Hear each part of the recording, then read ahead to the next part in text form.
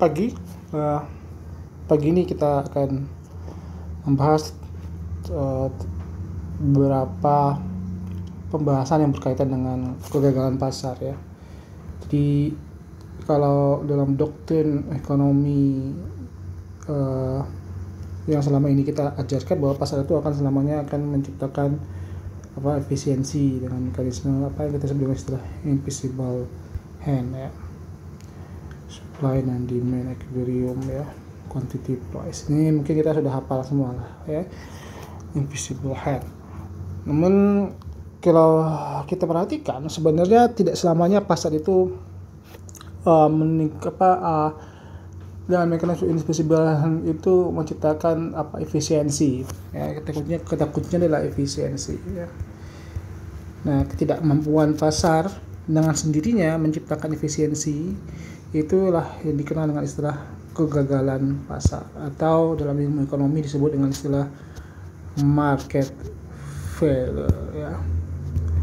Jadi ini semacam model yang dilakukan oleh ekonom-ekonom belakangan, ekonom pasca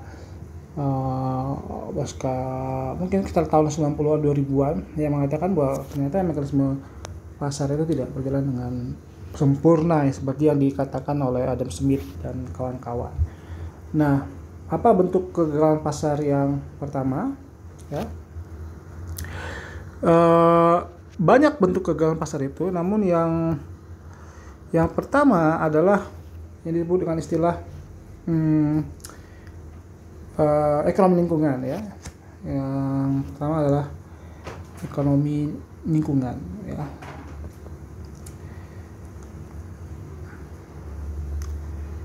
Dengan pasar pertama adalah masalah ekonomi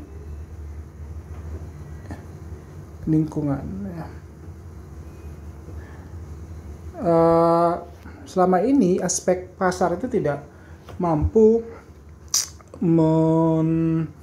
cover kerusakan lingkungan ya. Kegagalan pasar pertama adalah ekonomi lingkungan ya. Kalau kita perhatikan kurva kita itu ya, supply dan Nah, kalau kita lihat kurva supply sebenarnya ya, kurva supply itu seperti ini ya. Supply itu disebut dengan marginal cost. Kita sudah belajar di semester pertama ya, marginal cost itu sama supply. Nah, ini adalah kurva supply ketika tidak ada apa yang disebut dengan istilah social cost ya, social cost. Nah, social cost atau environmental cost ya.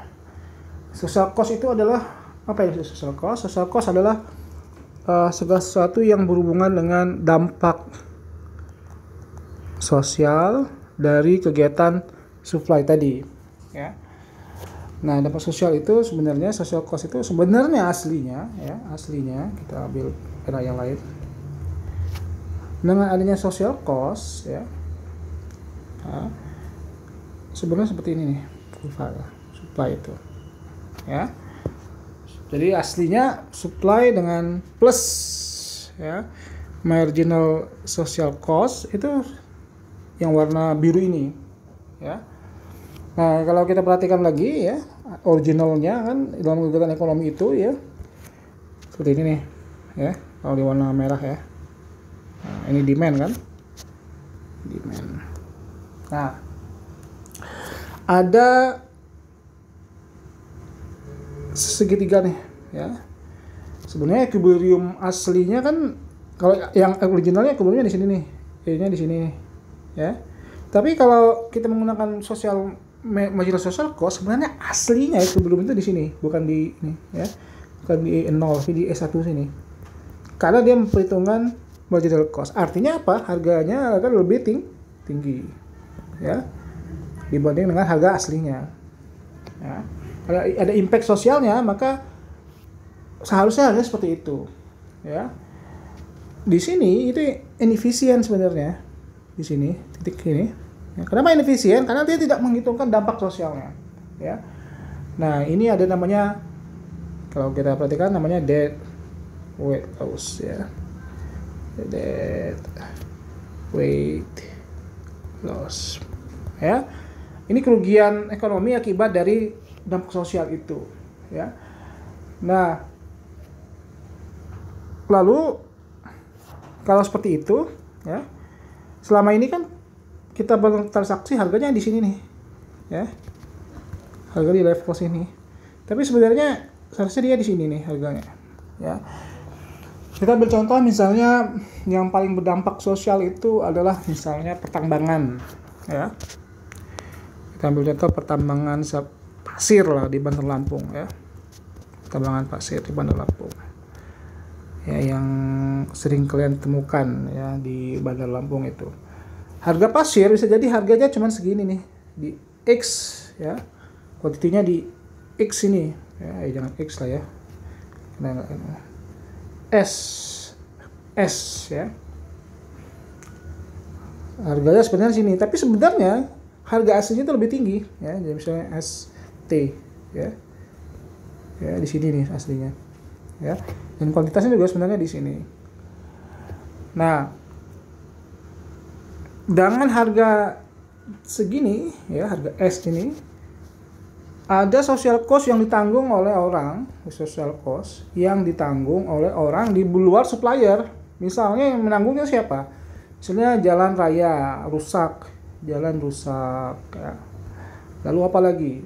Pasir tuh ya. Mungkin kita ambil social cost-nya adalah longsor ya, banjir ya. Ini social cost yang terjadi karena penambangan pasir. Nah, selama ini kan yang menanggung siapa? Yang menanggung sosial, masyarakat sosial. Kalau harganya di sini nih. Nah, orang yang di sekitar tambang pasir dirugikan karena karena aktivitas tambang itu ya. Lalu jalannya rusak ya, karena truk-truknya lewat, lalu daerah situ longsor, bahkan banjir di beberapa daerah, banjir bandang di sekitar tambang pasir itu. Nah, social cost banjir ini kan ya sebenarnya ini nih ya, yang warna merah ini, weight loss-nya ini ya, inilah social cost yang ditanggung oleh masyarakat dan rusak, longsor, banjir. Nah, untuk menghadapi hal seperti ini, yang dilakukan pemerintah adalah apa? Pemerintah harus melakukan apa yang disebut dengan istilah tax, pajak ya. Untuk melakukan kompensasi dari sini, dari kerusakan ini, maka pemerintah harus melakukan tax ya. Nah, tax inilah yang menggeser kurva ini ke sini ya. Titik E0 ini ke E1. Sejumlah kerugian inilah yang harus menjadi dikonversi menjadi pajak. Untuk apa pajak itu? Pajak itu yang untuk menutupi aktivitas yang merusak tadi, seperti ini. Nah, di negara-negara maju, kita sudah di Australia misalnya dulu pernah ada kebijakan yang disebut istilah carbon tax ya. Pajak karbon. Jadi aktivitas tambang yang menggunakan emisi gas itu dipajak ya. Namun ini ditolak oleh banyak partai konservatif, partai yang anti pajak karena dianggap membebani biaya hidup masyarakat. Padahal ini kan sebenarnya adalah bentuk kompensasi dari ini tadi, dari aktivitas tambang yang merusak ya, polusi udaranya, karbon yang dikeluarkannya ya. Nah, itulah yang kemudian dikenal dengan istilah carbon tax ya. Di banyak daerah di Indonesia sebenarnya harusnya sudah diterapkan nih pajak-pajak yang bersifat merusak lingkungan ya, seperti tambang batu bara ya, yang banyak terjadi di mana di daerah yang dikenal dengan di Kalimantan misalnya, yang merusak lingkungan, tambang timah di Bangka Belitung misalnya ya, yang untung cuman penyedia penambang saja ya, karena mereka bisa bermain di level equilibrium 0 ini ya, di sini ya. Padahal harga aslinya di sini tanpa ada intervensi pemerintah ya, harganya seharusnya di sini dengan intervensi pemerintah harganya seharusnya di sini supply-nya, karena menyesuaikan dengan S supply plus marginal social cost. Nah, itulah yang mungkin pertama tentang kegagalan pasar, nanti kita masuk ke video tentang kegagalan pasar yang lain. Thank you.